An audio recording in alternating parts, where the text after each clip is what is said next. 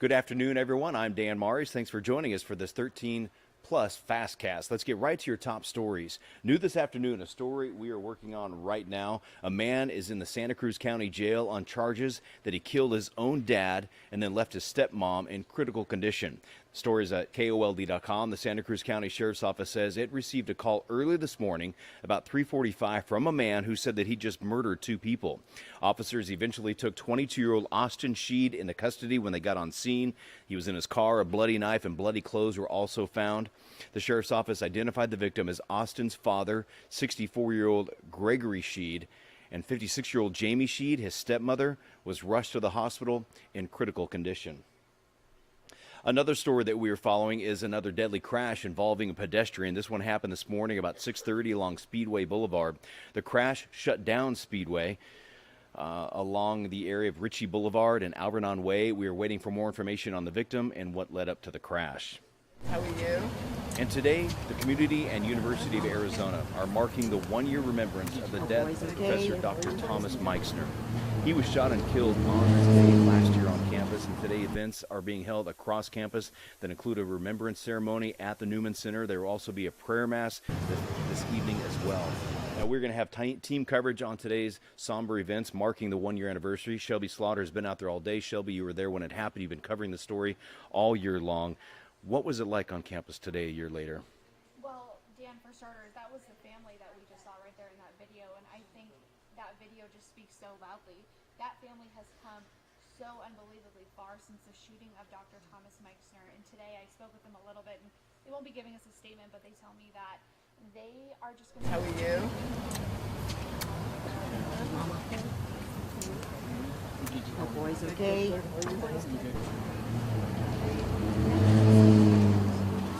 Like here on campus, people are sad, people are grieving, and they're sharing memories of Dr. Thomas Meixner because he really did.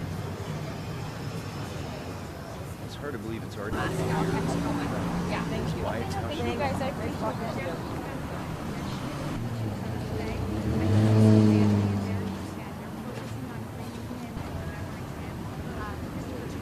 Is the interim department head today after Tom's tragic passing, and he spoke beautifully during a remembrance at around noon today, and it was really beautiful the way he looked back on Tom's life.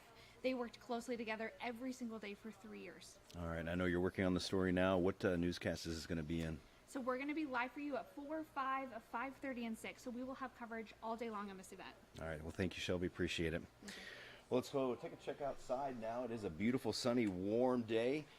It was a nice day out there, but a little warmer as we do see those temperatures starting to creep back up in the 90s. It almost feels like summer just doesn't want to quite let go. We're joined now by meteorologist Corey Kowitz, and we had a hot, was it June, July, and then we had a hot September. Here we are. What month has it been on? Yeah. It's been unbelievable. It's been nice to start October, right? But just overall, I mean, I got here in late May, and really ever since then, it seems like the heat's been turned up just another notch, right? People have been telling me, oh, it's hot here, but it really has never been as hot as it was. Yeah. And that was the case during monsoon. So monsoon season isn't just about rain. It's a season from June 15th all the way through September 30th. And there's also some very impressive temperatures to take a look at here. So rainfall, I mean, that's at the bottom there, but let's take a look at the highs. So monsoon season, like I said, June 15th to September 30th. The average high during that time was 103.7. That is the hottest ever for a monsoon. The average temperature around 90. That is the hottest, tied for the hottest ever during monsoon. So, yeah, you could talk about the heat with monsoon, but let's go to the rainfall, which was slightly underwhelming for Tucson, 473, so about an inch under the average. It ranks 89th out of 128, so, bottom fourth or third there around for rainfall. The hottest temperature was 112. That happened 4 times. The lowest temperature was only 64. Rainy State, 84th of an inch on October 18th. Almost an inch of rain on that day for the city of Tucson. Pretty impressive. And take a look at these pictures that were sent in from Burst, which is under the weather and then monsoon tab. So if you still have any pictures you want to send in, you can submit them there. This was south of Micah Mountains on the one on the left. How about that purpley orange hue to the clouds and the storm and the rain shaft? Just a great combination of sunset and storm there. Thank you, Dan DeYoung, for sending that in. And the other one's to the right of a double rainbow with saguaro cacti on the bottom. Thank you, Kevin, Michelle, Michael. Again, there was no pronunciation on these names. Apologize if I'm butchering it. That's from August 12th. And there was also some pretty intense pictures, right? There was a wall cloud downtown Tucson, August 21st. The hail. And the hail. So those were from the same day. That was Yeah, probably the I remember busiest that. day of monsoon that we had.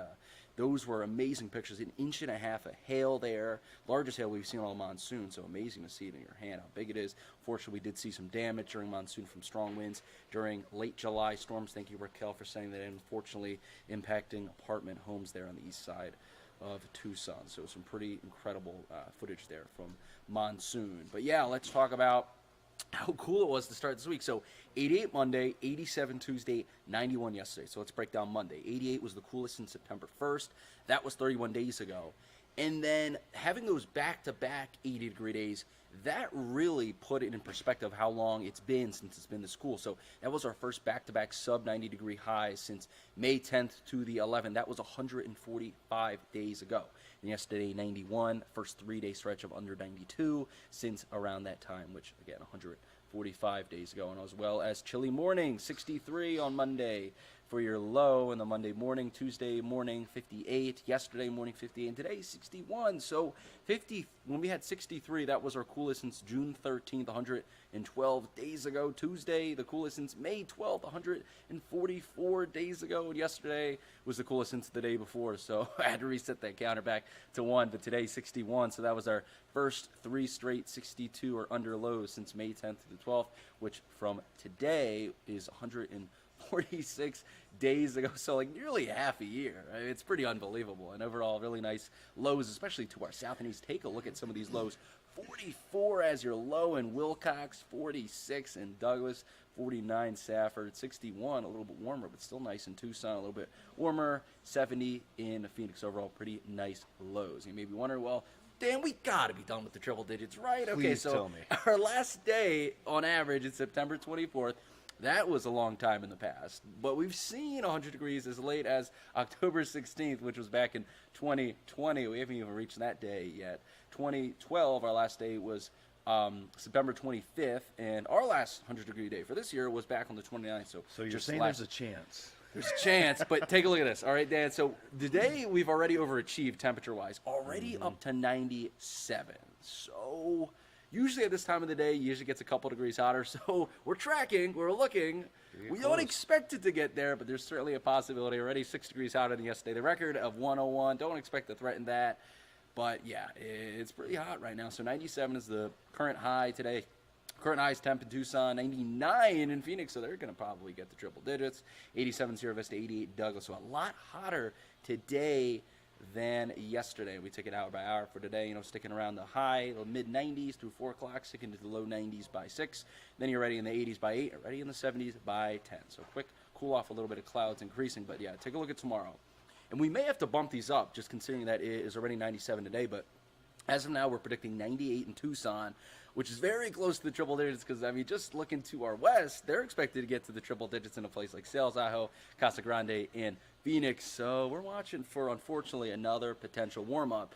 But the good news is, after that, it does settle down, right? Steadies in the low 90s, and you may be getting back to the 80s by later next week. So that is the good news. We also want to track some wind, right? We possibly have a little bit of a gusty day on tap, especially Saturday. Gusty winds possibly get up to 30 miles per hour. Not expected to be as windy as you saw last weekend, but still something to certainly keep in mind. So now let's switch gears to rainfall. The last time we've seen rainfall, September 13th. That's the last time you got to go back. That was 22 days ago. And overall, just a 34th of an inch over the last 34 days. So monsoon really came to a halt for us in September, and it's been very dry. So are we going to see any relief? Well, let's take a look at our water vapor. So what you're looking at is the orangey brown. That's really dry air. But you can see, right, that little push of that white coming up from the south. That is a little bit of moisture. We might want to keep tabs on that, right? You can see that is projecting out to be just mostly cloud cover, trying to get into our region from the south. But let's take a look at our future radar and clouds, see what we may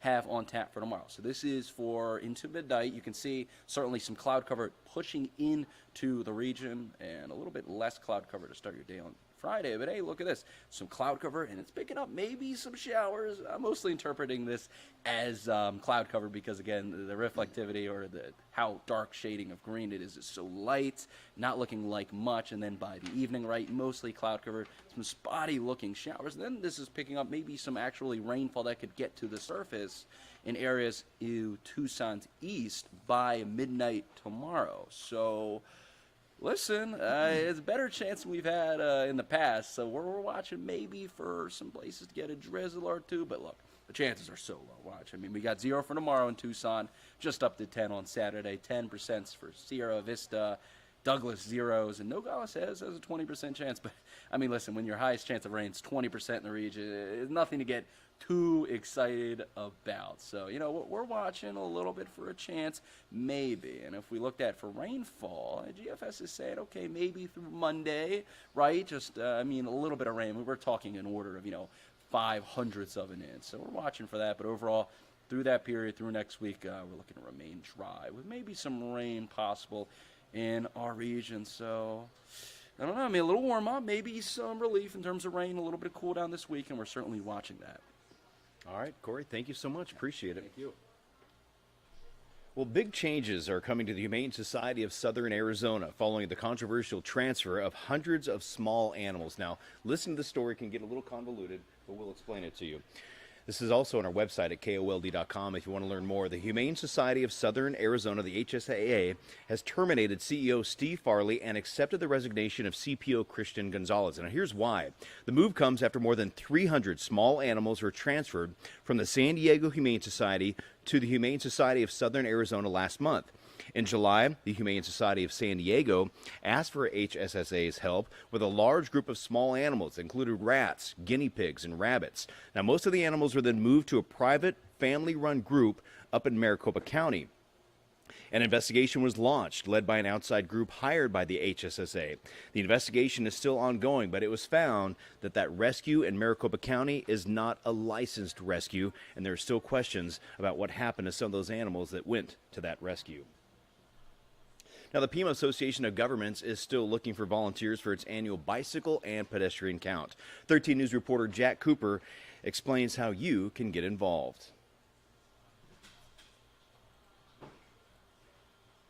After you sign up, you'll head out to that intersection and you'll just count all the people that you see, whether they're running or going for a walk or going for a ride on their bike. You just count them all up and then you report that number.